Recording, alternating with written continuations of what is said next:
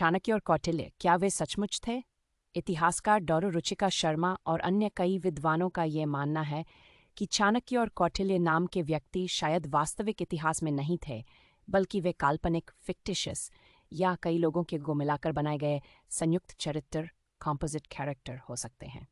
1. उस समय का कोई सबूत नहीं है।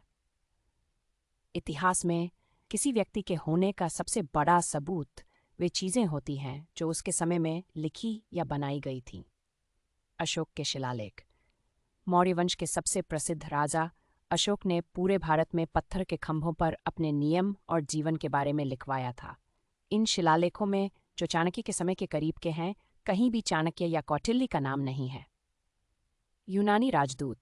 चंद्रगुप्त मौर्य के दरबार में मेगस्थनीज नाम का एक यूनानी ग्रीक दूत रहता था।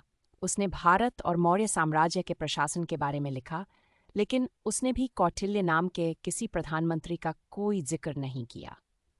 अगर चाणक्य सचमुच इतने बड़े और महत्वपूर्ण व्यक्ति होते जिन्होंने मगध के नंद वंश को उखाड़ फेंका और मौर्य साम्राज्य की स्थापना की, तो उनका नाम इन मुख्य सबूतों में जरूर होता।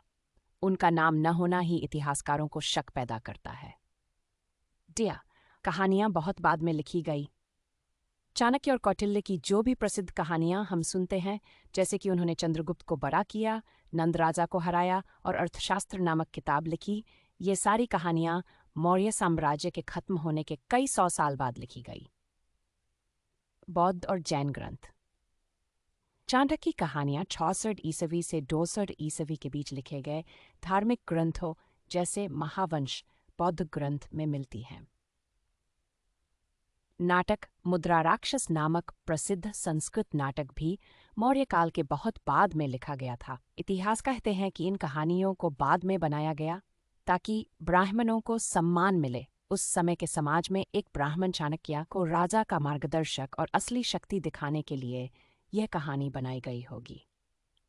एक आदर्श चरित्र। लोगों को बुद्धिमत्ता और राजनीतिक कौशल एक आदर्श चरित्र देने के लिए चाणक्य को गढ़ा गया।